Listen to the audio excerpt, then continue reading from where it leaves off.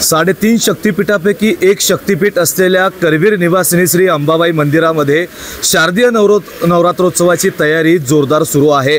आणि या संदर्भातच बोलण्यासाठी आपल्यासोबत आहेत देवस्थान व्यवस्थापन समितीचे सचिव शिवराज नायकोडे साहेब।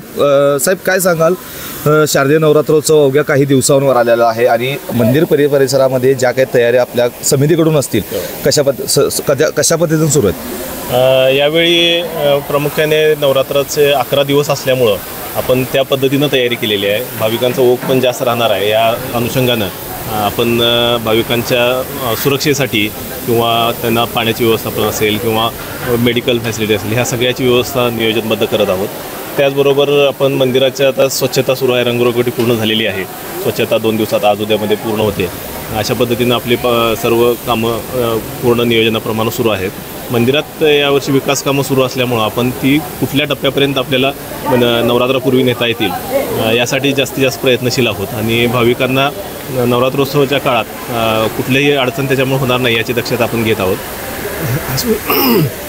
सुरक्षेच्या कारणासाठी आपण जे CCTV बसवलेले आहेत, जो 120 CCTVचे नजर या सर्व यंत्रणेची असणार आहे। तर त्यामध्ये आपण ह्यावेळी प्रामुख्यानं AIचा वापर केलेला आहे। आपण श्रावणषष्ठी यात्रेमध्ये ज्योतिबा इथं याचा प्रयोग केला होता आणि तो खूप चांगल्या पद्धतीनं यशस्वी झाला। त्यामुळे आपण AIचा वापर ह्या आपल्या सुरक्षा व्यवस्थेत करत आहोत। प्रामुख्याने यामध्ये आपण फेस डिटेक्शन कॅमेऱ्याच्या माध्यमातून गुन्हेगारी स्वरूपाचे जे नोंदणीकृत पोलिसांकडे रेकॉर्डवरची असतील तर त्याच्यावरून आपण त्यांना गर्दीतून बाजूला काढण्यासाठी ते वापर करणार आहे। त्याचबरोबर क्राऊड कंट्रोलसाठी, म्हणजे एखाद्या भागामध्ये जास्त गर्दी होत्या, हे जर याच्या माध्यमातून आपल्याला काउंट मिळाला की बाबा इथं 500 लोकांची कॅपॅसिटी आहे, इथं 1000 लोक आहेत, तर ती गर्दी तिथनं कशी कमी होईल आणि कुठलाही धोका होणार नाही ह्याची आपण तयारी करतो आहे। त्याच पद्धतीनं दर तासाला आपण रांगेतून प्रवेश केलेला भाविक देवीपर्यंत किती वेळात पोचतो आहे, प्रत्येक तासाला 7 वाजताचा किती वाजता पोचला, 8 वाजता आलेला किती वाजता पोचला, त्यामुळं दिवसभराचं नियोजन आपल्याला व्यवस्थित करता येईल। रांग कुठल्या ठिकाणी रेंगाळती, म्हणजे फेस डिटेक्शन केल्यावर तो भाविक आता उत्तर मंडपात आहे, पूर्व मंडपात आहे किंवा मंदिरात गाभाऱ्यात आहे हे आपल्याला कळणार आहे आणि तो त्यात रांग कुठं रेंगाळती, तिथनं आपल्याला काय नियोजन करून ती रांग पुढं लवकर नेता येईल आणि कमीत कमी कालावधी कसा राहील दर्शनाचा, ह्यासाठी आपण ह्या माध्यमाचा ह्यावेळी चांगल्या पद्धतीने उपयोग करायचा निश्चित केलेला आहे। तर नक्कीच आपल्यासोबत आहेत मंदिर प्रशासनाचे व्यवस्थापक महादेव दिंडे साहेब। साहेब, काय सांगाल या 11 दिवस चालणाऱ्या जे काही आपले विधी असतात किंवा सांस्कृतिक कार्यक्रम यांच्याबाबत काय नियोजन केलं आहे का? आपले धार्मिक विधी आहे ते परंपरेनुसार आपण साजरे करणार आहोत।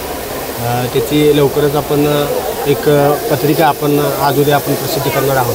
परंपरेप्रमाणे जे धार्मिक विधी होते ते परंपरेप्रमाणे साजरे होणार आहेत। तर नक्कीच एकूणच एक चैतन्याचं 10-11 दिवस यंदाच्या नवरात्रोत्सवामध्ये आहेत आणि संपूर्ण कोल्हापूरबरोबरच महाराष्ट्र असेल, आंध्र प्रदेश असेल, कर्नाटक असेल आणि इतर देशभरातून जे भाविक आहेत ते मोठ्या प्रमाणात अंबाबाई मंदिरामध्ये गर्दी करत असतात आणि या नवरात्रोत्सवामध्ये या गर्दीमध्ये मोठ्या प्रमाणात वाढ होत असते आणि या सर्व या गर्दीवर नियंत्रण ठेवण्याबरोबरच मंदिरातील ज्या काही सांस्कृतिक धार्मिक विधी आहेत याचं योग्य आणि नेटकं नियोजन मंदिर प्रशासनाच्या वतीनं करण्यात आलेलं आहे।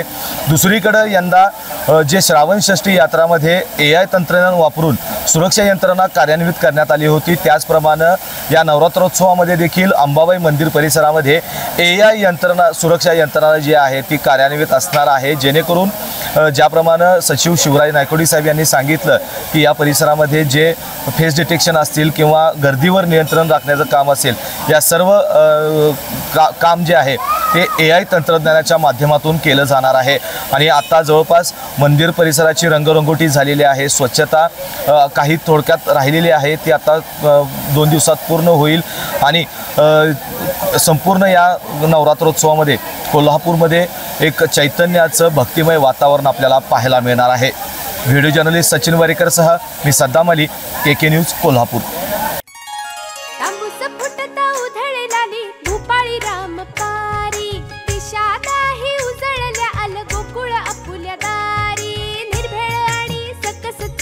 गोकुळ लई भारी, निर्भेळ आणि सकस चवीच गोकुळ लई भारी।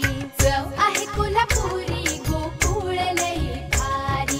चव आहे कोल्हापुरी, गोकुळ लई भारी। गोकुळची दर्जेदार दुग्ध उत्पादने, गोकुळ अस्सल चव कोल्हापूरची।